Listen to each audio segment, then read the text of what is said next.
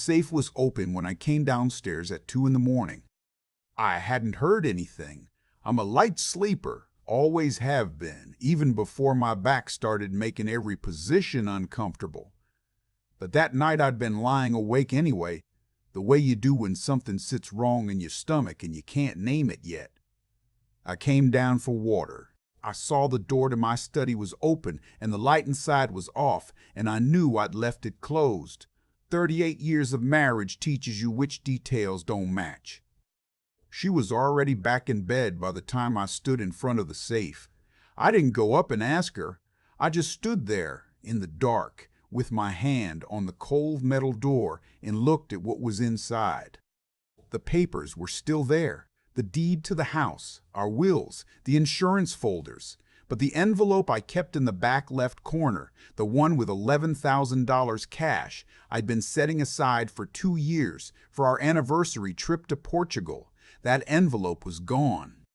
I closed the safe. I went to the kitchen.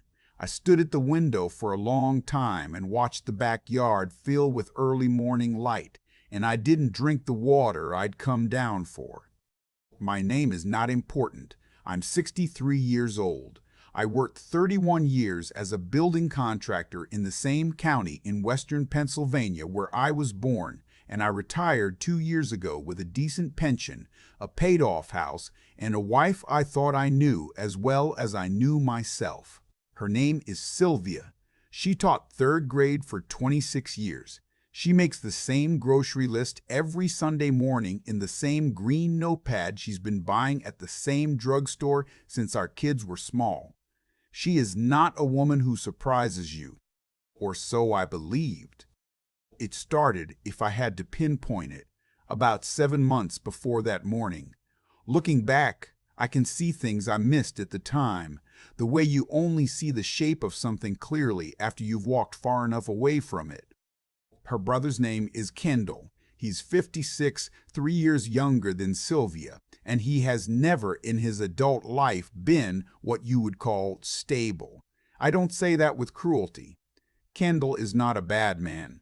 He's the kind of man who always has a plan and a reason why the last plan didn't work, and somewhere underneath all of that is someone who genuinely means well and genuinely means well and genuinely cannot seem to get out of his own way. He'd been through a divorce in his 40s. He'd lost a job managing a warehouse outside Pittsburgh. He'd had what Sylvia's family carefully called a rough stretch around 2019 that I understood, without anyone saying it directly, involved prescription painkillers and then something worse. He'd gotten clean, or we were told he had. He came to Thanksgiving the year before all this, and he looked better, thinner than I remembered but clearer in the eyes. He talked about a new job, logistics dispatching, something that let him work from home. Sylvia lit up when she looked at him across the table. She always did. He was her little brother. She had spent a lifetime lighting up when she looked at him. I noticed she started taking more phone calls in the other room sometime in the spring. I noticed she seemed tighter around the eyes when she came back. I noticed she stopped mentioning Kendall in conversation, and with Sylvia, silence about something is louder than talking about it. But I had my own business finishing up, a final job I was consulting on for an old client, and I told myself I was reading into things. I told myself she would tell me when there was something to tell. I should have asked. The first sign I actually paid attention to was in June. I was reviewing our joint savings account online. I check it about once a month, not obsessively, just a habit, and there was a transfer I didn't recognize, $4,000 to an account I didn't know. I thought at first it was a mistake. I brought my laptop to Sylvia and showed her and asked her what it was. She didn't hesitate. She said it was a transfer to the money market account we'd set up 2 summers ago, that the rates were better, and she'd moved some funds over. She said it calmly, standing at the kitchen counter with her coffee, and she met my eyes when she said it. I believed her. The money market account had, in fact, had transfers in the past. I didn't pull up the details and compare dates. I trusted her. I trusted her the way you trust someone after 38 years. Not blindly, I want to be clear about that. I wasn't a fool, but with the kind of settled certainty that stops you from checking every door. The summer passed. I noticed she seemed more anxious in general, the way a person compresses themselves slightly when they're carrying something they won't put down. I noticed she called her brother twice in 1 week and both times went outside to the porch to talk. But Kendall had always been a source of stress. I didn't push. In August, I found a receipt. It was folded in the inside pocket of her cardigan, which she'd left on the chair in our bedroom. I wasn't looking for anything. I was moving the cardigan to hang it up. The receipt fell out. It was from a Western Union location in a strip mall 20 minutes from our house. The amount was $6,200. I stood there with that piece of paper in my hand for a long time. That evening, I made dinner. Pasta, salad, the kind of ordinary weeknight meal that has no significance and that I now remember in perfect detail. We talked about the neighbor's new fence. We talked about whether to have Sylvia's sister visit in October. I did not ask about the receipt. I put it in the drawer of my bedside table, and I lay awake that night trying to construct an explanation that made sense. I couldn't. I'm not a man who confronts easily. I know that about myself. I was raised in a house where problems were worked around rather than named, and I've spent a lifetime getting better at speaking up and never quite losing that first instinct to wait. But I also know numbers. 31 years in construction means you understand what figures mean, what they add up to. I started going back through our accounts more carefully, the joint savings, the checking, the money market account Sylvia had mentioned. I went back 6 months. Then I went back further. Over 14 months, there had been 11 separate transfers or cash withdrawals that I had not made and had not known about. The total was $68,000. I sat in my study with that number on the screen and I felt something I hadn't felt in a long time. Not just hurt, not just anger, something quieter and more frightening than either of those. The feeling you get when you realize you are standing in a place you thought you knew and you cannot see it anymore. I did not confront her that night either. I know how that sounds. But I needed to understand what I was confronting before I said a word, because once something is said between people who have shared a life that long, certain things cannot be unsaid. I needed to know what the thing was. I called my son in Philadelphia. His name is Warren. He's 34 and he works in finance. I didn't tell him everything. I told him I was seeing some irregular transfers in our accounts and asked if he could help me understand the history. He walked me through a more detailed audit. By the time we finished the call, we had accounted for the transfers clearly, and Warren had gone quiet in a way that told me he understood more than I'd said. He asked carefully if everything was okay. I told him I would let him know. It was a Wednesday night in September when I found the safe open. 2 nights later, I finally asked. We were sitting in the living room after dinner, the television on, but neither of us watching it, and I turned the volume down and I looked at her and I said, "I need you to tell me about Kendall." She didn't ask what I meant. She sat with her hands in her lap for almost a full minute. Then she started talking. It had begun the previous spring.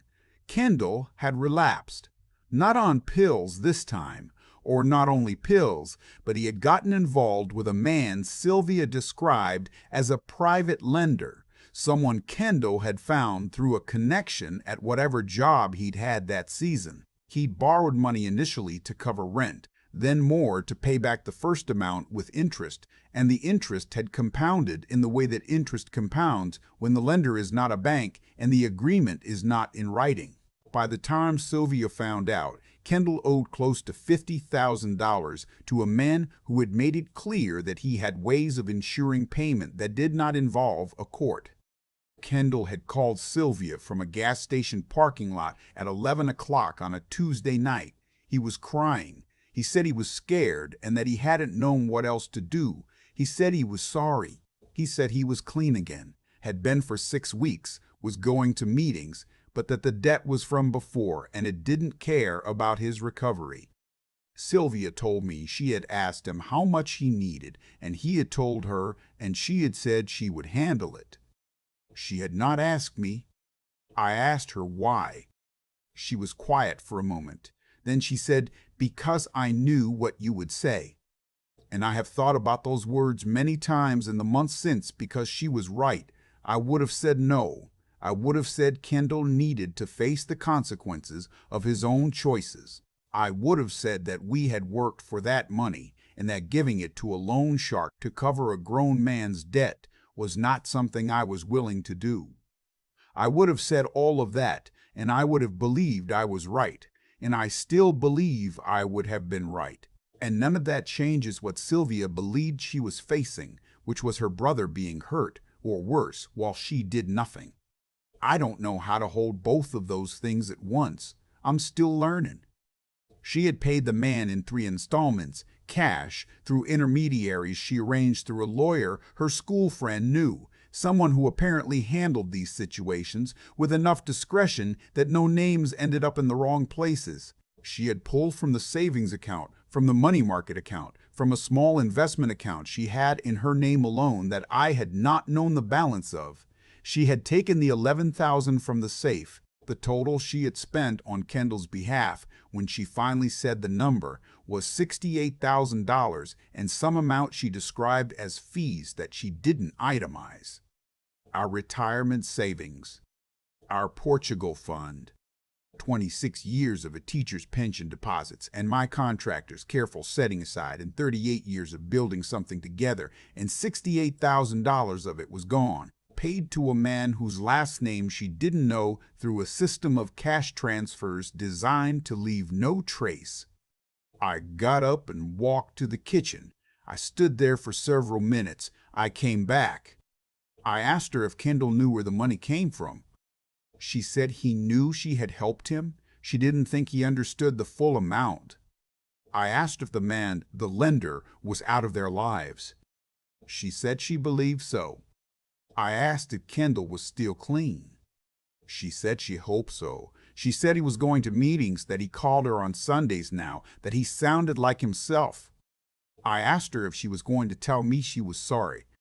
She looked at me for a long time. She said, "I am sorry for not telling you. I am not sorry for what I did." And then she said she understood if I needed time, and she got up and went to bed. And I sat in that living room by myself for 3 hours. The weeks that followed were the hardest of our marriage, and our marriage has not been without hard weeks. I slept in the guest room, not out of rage exactly, but because I needed to be alone with my thoughts, without her breathing on the other side of the bed, without the familiar gravity of her presence pulling me toward a normalcy I hadn't decided yet whether I could return to. I talked to Warren. He was careful not to take sides, which I appreciated, and then he said something that stuck with me. He said, "Dad, I'm not telling you what to do, but I know what it looks like when someone makes a choice, and what it looks like when someone makes the only choice they think they have." He wasn't defending his mother, he was just being precise. I thought about the man Sylvia described, the one Kendall had borrowed from. I thought about what that kind of debt means in practice, what kinds of pressure get applied when someone can't pay. I had known men in construction who gotten sideways with that world. Not friends, more like cautionary stories, and I understood in my gut that the fear Sylvia had felt was not irrational. She had not panicked over nothing. She had panicked over something real. That didn't mean what she did was right. I don't think there is a clean answer here. I've been 63 years old for 4 months, and I am more certain of that than I've ever been. There is not always a clean answer. About 6 weeks after that conversation, I drove to see Kendall.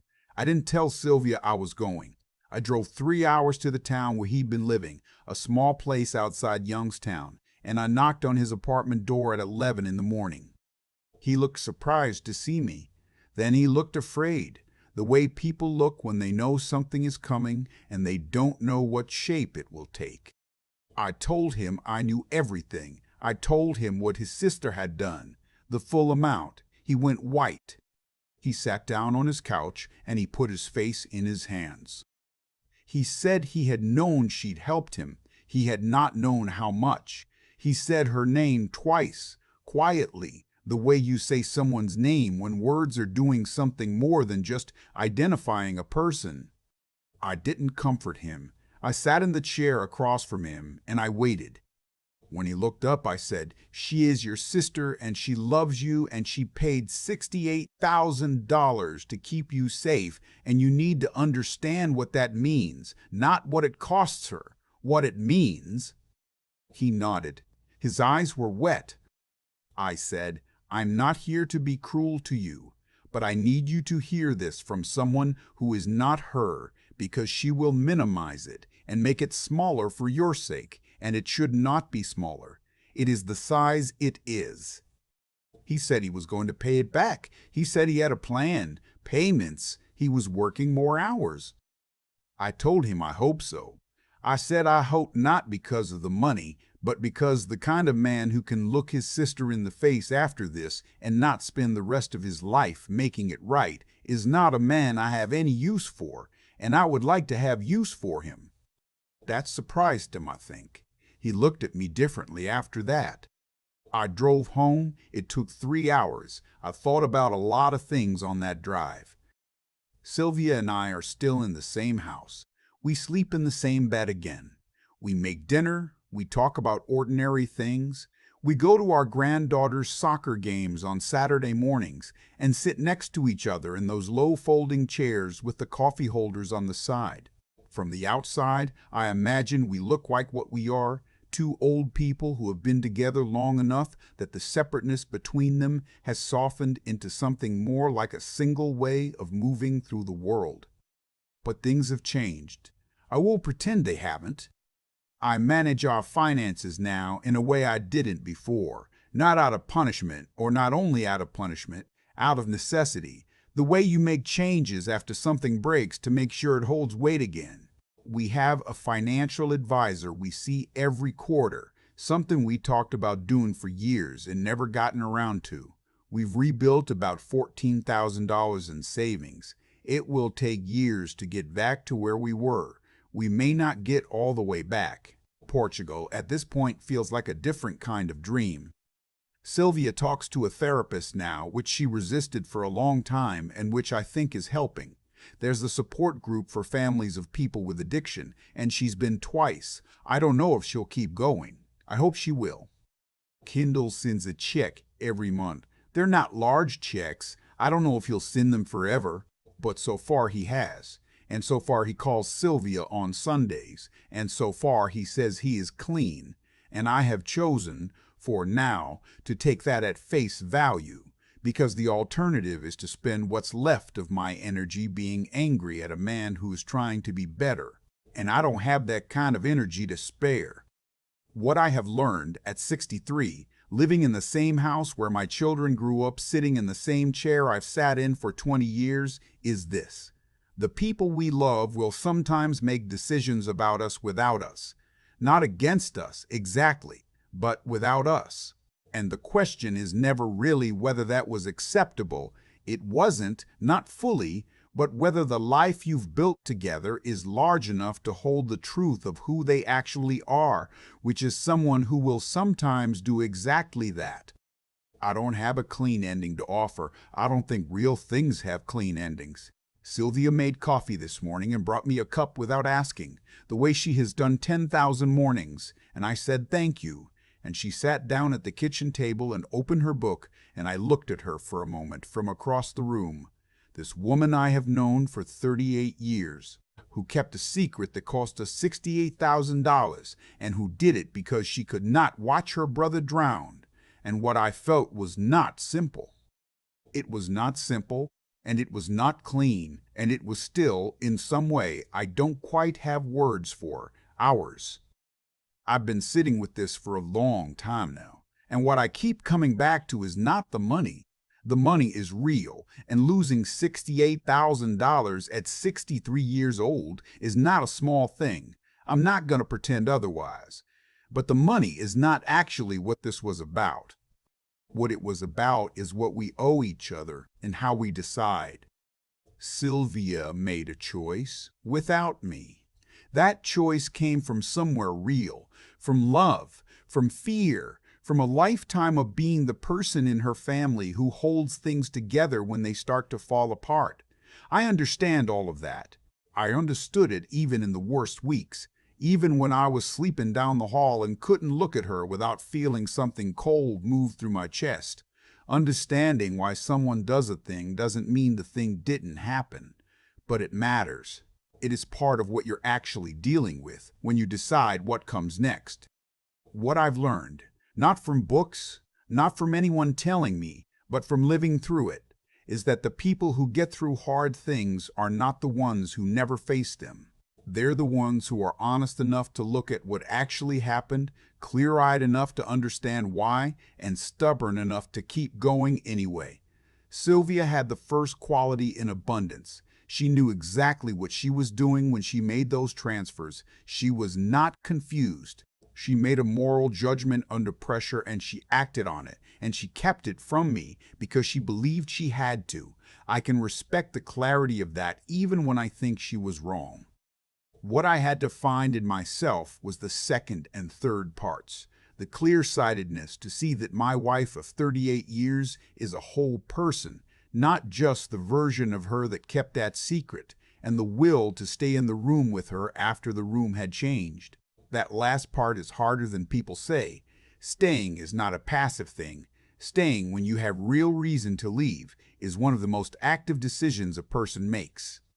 Kendall is still sending his checks. They're modest. He'll be paying for a long time if he keeps it up.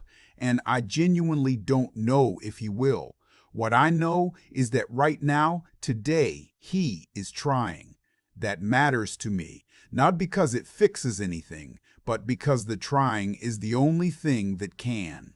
A person who has caused harm and knows it and gets up anyway and tries to make it right, that person deserves something. Not forgiveness handed over automatically, but a chance. A chance is not nothing. I think about what I said to him that morning in his apartment, about the size of what Sylvia did. I meant it then and I mean it now. Some things should stay the size they are, not to punish anyone, but because making them smaller than they are is its own kind of dishonesty, and we'd had enough dishonesty for a while. We're still here. The coffee is still made in the morning. The chair is still mine. Portugal is still, somewhere, a possibility. Maybe not at 65 the way we planned it, but maybe at 68. Maybe later. We have time if we're careful with it, which we are trying to be. That's what I've got. It's not a clean ending, but I've stopped expecting those.